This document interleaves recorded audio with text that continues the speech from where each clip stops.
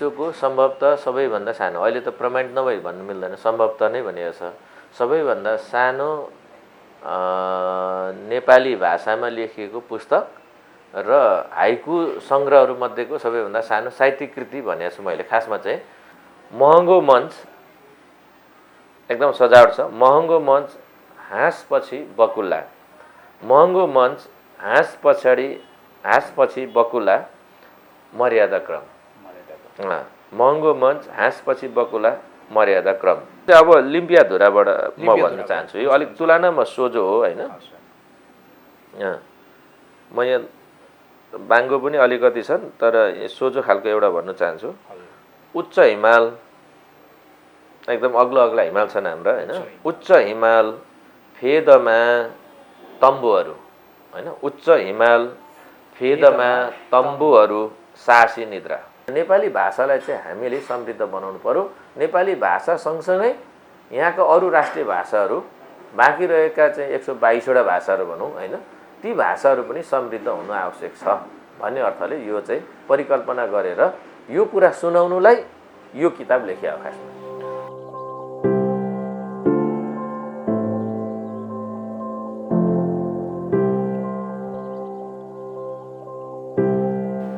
हार्दिक नमस्कार। नमस्कार, नमस्कार, धन्यवाद छ।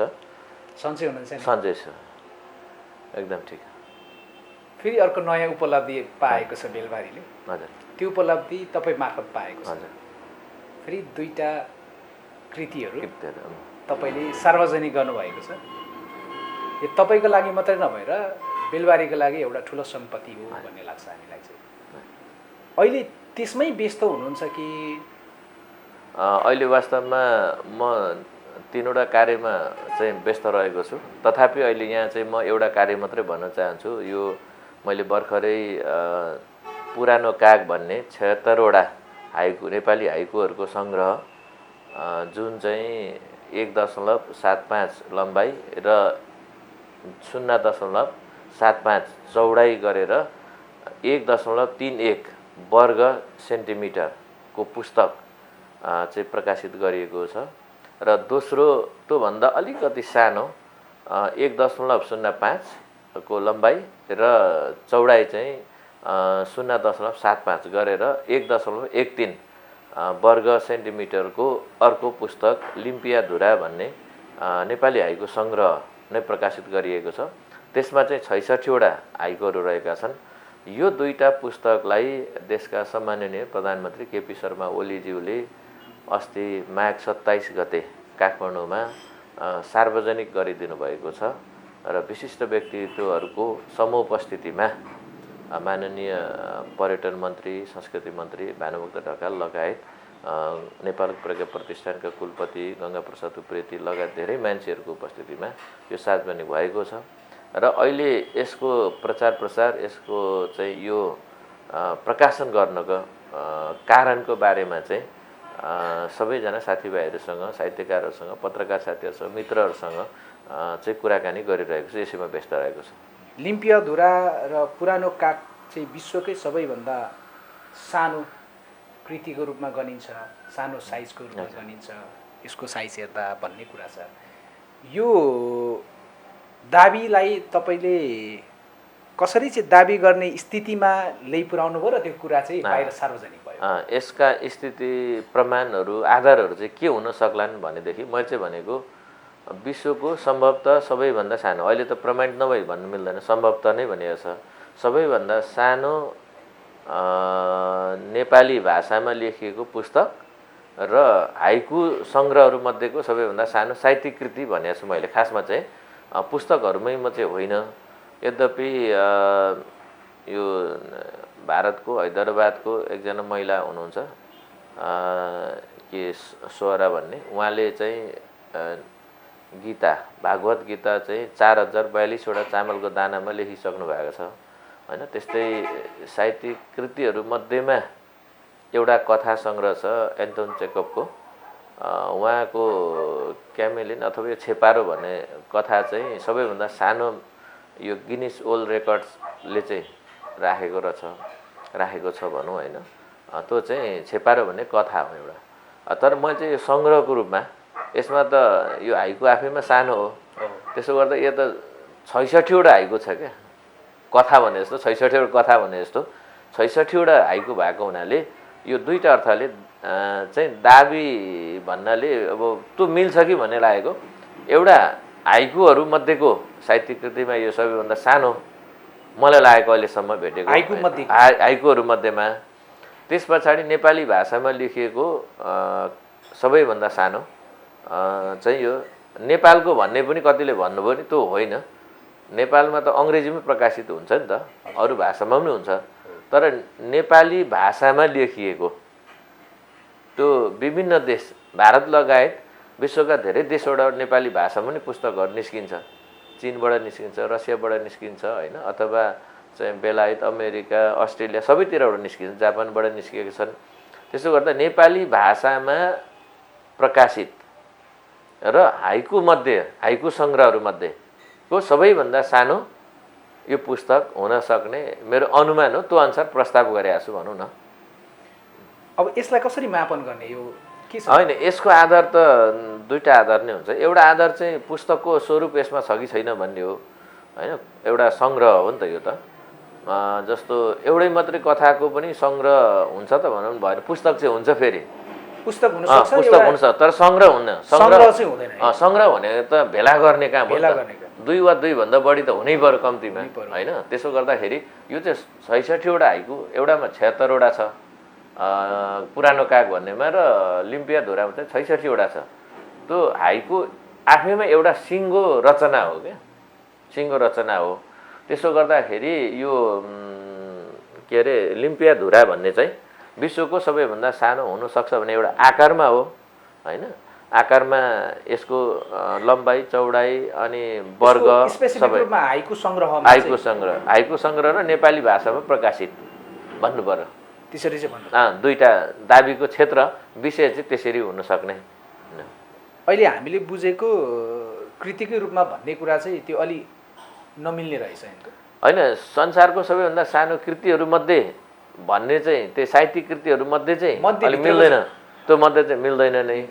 मैले जस्तो 66मा दही चिउरे भन्ने प्रकाशित गरेको थिएँ 100वटा हाइकुको, त्यो चाहिँ तात्कालीन कुलपति बैरगी काइलाले लोकार्पण गर्नुभएको थियो, सार्वजनिक गर्नुभएको थियो।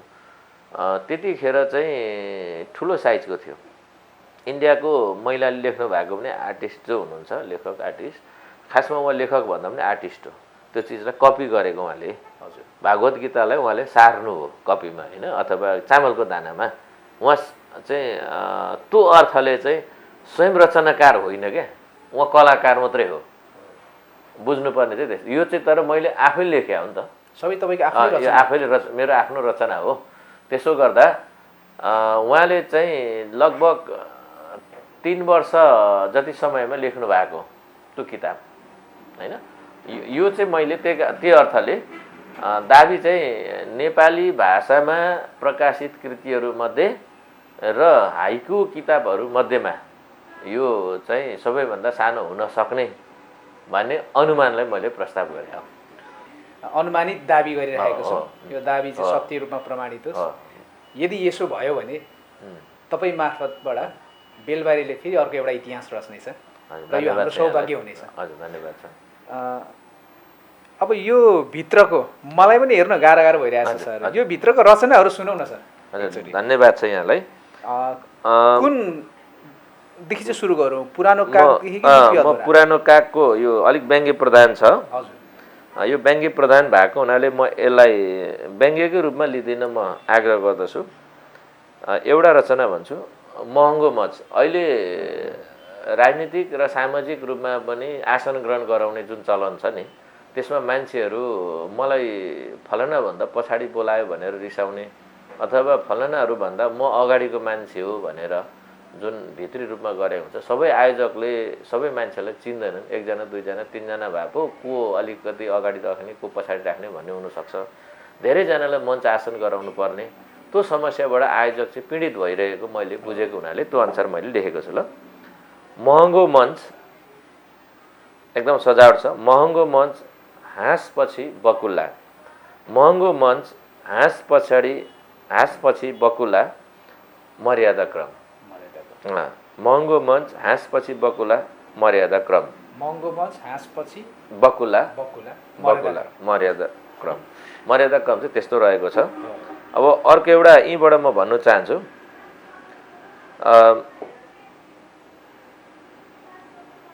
डिलैमा धारा, डिलमै यस्तो डिलमा धारा छ, पाहाडलाई अलिकति छ, डिलैमा धारा अलि पर अलग्गै है, डिलैमा धारा पर अलग्गै गाग्री, पर अलग्गै गाग्री डिलैमा धारा पर अलग्गै गाग्री अछुत तिर्खा। धारा ती झरिरहेको छ, धरधर पानी आइरहेको छ, गाग्री उहाँ तिर्खा पर छ, त्यो आउनु मिल्दैन, धारै छुनु मिल्दैन। अहिले पनि हाम्रो चाहिँ मुलुकी ऐन फेरिएर देवानी र फौजदारी आचार संहिता आइसक्यो होइन, 2075 के अरे असोज भदौ 30 गते पारित भइसक्यो र पनि हाम्रोमा सामाजिक मूल्य मान्यता चाहिँ छुत अछुतको अहिले पनि कायम रहेको हो। 21औं शताब्दीको वैज्ञानिक युगमा हामी छौँ र पनि त्यो खालको कुरो मान्छेलाई विभिन्न कारणले चाहिँ के भन्ने, अब विभेद गर्ने हो, त्यो विभेदको चाहिँ अन्त्य हुनु पर्यो भन्ने किसिमको व्यङ्ग्य हो। हजुर, यो धन्यवाद छ।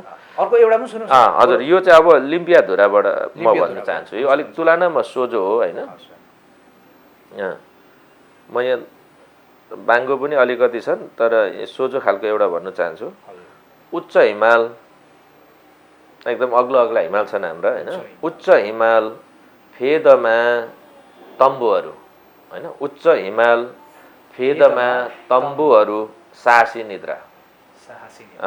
उच्च हिमाल फेदमा तम्बुहरू साहसी निद्रा। त्यहाँ जो बेस क्याम्प, सब बेस क्याम्पमा मान्छेहरू, पर्वत आरोहीहरू, गाइडहरू जो सुत्नुहुन्छ, त्यो निद्रा साँच्चै साहसी हो क्या, त्यहाँ खतरा छ। मैले भनेको चाहिँ त्यो हो। र अन्तिम एउटा भनिदिउँ है, त्यहाँ यो प्रकृतिसँग सम्बन्धित नै हो। हामीले मझौला थुम्का, थुम्का चाहिँ सानो सानो ठिक्क मझौला थुम्का, चियाका बुट्टाहरू, मझौला थुम्का चियाका बुट्टाहरू, कन्या कन्याम।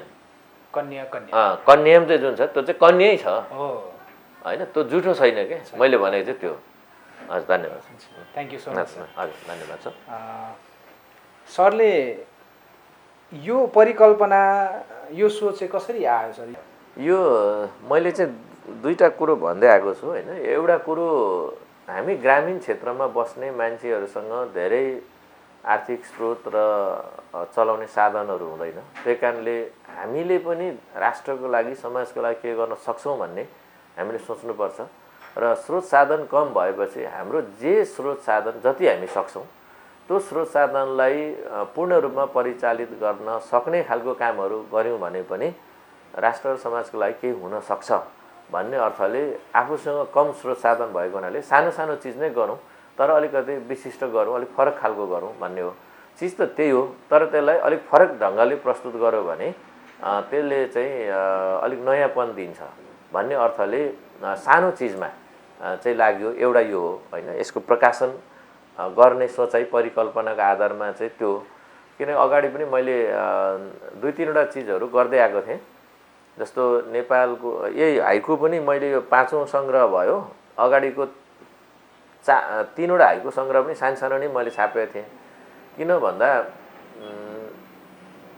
एउटा कविताले चाहिँ कम्तीमा एउटा पृष्ठ खान्छ कि पुस्तकको। पत्रिकामा चाहिँ हो भने एउटै पृष्ठमा 4-5वटा 6वटा पनि गर्न सक्यो, गीत गजलहरू यस्ता पनि होइन, मुक्तकहरू। तर सङ्ग्रहमा चाहिँ सकिन्छ भने के हो भने एउटा पृष्ठमा अथवा एउटा कविता छोटै भयो भने एउटा पृष्ठमा राख्ने चलन छ क्या सामान्यतया। अनि त्यो बाँकी चाहिँ के हुन्छ भने बाँकी कागज चाहिँ खेर गयो। मेरो सबै छोटा कविता छन्, एकछिन मान्नुहोस् भनेदेखि किन चाहिँ त्यो धेरै कागज खेर फाल्ने।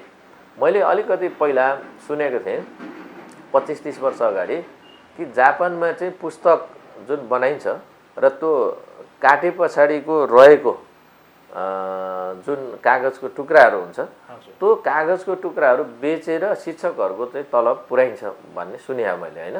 त्यतिखेर अब आधिकारिक त के छ म जानिनँ, मैले बुझाए चाहिँ त्यस्तो हो। हामी चाहिँ सानो चिज चलाउनु एकदमै ठुल्ठुलो चिजहरूको प्रयोग गरेका छौँ, जुठो बनाउँछौँ। जस्तो एकछिनको लागि यति कुनै चिज अचार खानु पर्यो भने पनि हामी ठुलो थाल प्रयोग गरेर त्यो चाहिँ जुठो बनायौँ भनेपछि लापरवाही भयो होइन। अब हाम्रो भनाइअनुसार चाहिँ के भने माल पाएर चाल नपाएको भनौँ न। अब त्यो ठुलो थाल प्रयोग गर्दा के हुन्छ भने ठुलो थाल धुनु पर्यो, धुँदाखेरि पानी पनि बढी जान्छ होइन। हामीलाई ठिक्क त्यस्तै यो पनि एउटै पृष्ठमा किन थुप्रोवटा हाइकु चाहिँ प्रकाशित गर्ने र त्यसलाई जत्रो चाहिने हो त्यत्रै छापौँ भनेर पहिलादेखि भन्दै आएको। यो एउटा कारण चाहिँ यो स्रोत साधन र यो चाहिँ हाम्रो साधनको सदुपयोग यसरी गरौँ भन्ने हो भने। दोस्रो यो प्रकाशित गर्ने उद्देश्य चाहिँ मैले नेपाली भाषाको अलिकति कुरा गर्छु। अहिले हाम्रोमा समाज, सरकार, शिक्षक सबैजना चाहिँ अङ्ग्रेजी माध्यममा पढाउनुपर्छ भन्ने खालको गयो मानसिकता गयो, वातावरण त्यो भयो। तर मैले जानेको के भने सरकारले चाहिँ यहाँको विभिन्न भाषाहरू जस्तो हामीले 123वटा भाषा भनिन्छ, त्यो 123वटा भाषामा बाँकी रहेको 122वटा भाषा पनि पढाउनु पर्यो कि। तर त्यसको सट्टोमा 124औं भाषा जुनलाई हामीले प्राथमिकता दिएको छौँ, त्यो कुरोले हाम्रो समाज र हाम्रो सभ्यता, हाम्रो संस्कृति कता गइरहेको छ भन्ने कुरा मसँग चाहिँ खुल्दुली छ। जस्तो उदाहरणको लागि अहिले नेपाली भाषा के उदाहरण लिउँ, नेपाली भाषा चाहिँ कस्तो हुँदै गइरहेको छ भन्दाखेरि संस्कृत जस्तो हुँदै गइरहेको छ। तर संस्कृत चाहिँ कस्तो भाषा भन्दा यो बोलिँदैन कहीँ पनि, लेखिने मात्रै भाषा हो। अथवा संस्कृत भाषा भन्छ लेखिने भाषा, नबोलिने भाषा। लेखिने तर नबोलिने भने नेपाली चाहिँ त्यसको विपरीत, ठिक बोलिने भाषा तर नलेखिने, लेखिए पनि शुद्ध नलेख्ने। अनि शुद्ध नलेख्ने हो भने हामीले जस्तो कम्तीमा अरूले नजाने पनि 3-4वटा संस्थाहरूले त शुद्ध लेख्नु पर्यो। जस्तो जसले हामीलाई नागरिकता दिन्छ, जन्म दर्ता गराउँछ, प्रमाणपत्रहरू दिन्छ, ती संस्थाहरू, शिक्षा कार्यालय जस्ताहरू यस्तो ठाउँहरूमा चाहिँ पञ्जीकरण गर्ने ठाउँहरूमा चाहिँ शुद्ध हुनु पर्यो कम्तीमा हैन। अहिले हामीले हेर्यौँ भने एउटा एकछिन उदाहरणको लागि सञ्जीव भन्ने उदाहरण लिउँ। हाम्रो यहाँ अब लोकप्रिय गायक हुनुहुन्छ आदिवासी सञ्जीव धिमाल, त्यही कारण मैले उदाहरण लिएको है। सञ्जीव भन्ने लिउँ भने कमसेकम 6-7वटा सञ्जीव लेखिदिएको हुन्छ क्या। एउटाको सञ्जीव एक खालको हुन्छ, अर्कोको सञ्जीव अर्को हुन्छ, अनि त्यहाँदेखि अर्कोको सञ्जीव अर्को, 6-7वटा सञ्जीव हुन्छ। त नेपाली भाषामै 6-7वटा सञ्जीव यति समृद्ध हो कि त्यहाँ कहीँ कमी कमजोरी छ भनेर खोज्नु पर्यो। र त्यसको लागि यो चाहिँ मैले आकर्षणको लागि पनि हो गरे होइन। र खासमा नेपाली भाषा शुद्ध गरौँ भन्ने हो। यद्यपि यहाँ पनि छपाइमा केही कमी कमजोरी छन्, अब होइन थोरै भए पनि छन्, केही कमी कमजोरी छन्। र नेपाली भाषालाई चाहिँ हामीले समृद्ध बनाउनु पर्यो। नेपाली भाषा सँगसँगै यहाँको अरू राष्ट्रिय भाषाहरू, बाँकी रहेका चाहिँ 122वटा भाषाहरू भनौँ होइन, ती भाषाहरू पनि समृद्ध हुनु आवश्यक छ भन्ने अर्थले यो चाहिँ परिकल्पना गरेर यो कुरा सुनाउनुलाई यो किताब लेखियो खासमा। धन्यवाद छ। तपाईँको सोचमा नै एउटा अभियान देखिन्छ। अभियन्ताको रूपमा पनि तपाईँको यो कार्यशैली हामीलाई झल्काउँछ। त्यो तरिकाको हामी देख्छौँ, हाम्रो हेर्ने आँखा त्यस्तो भएको छ।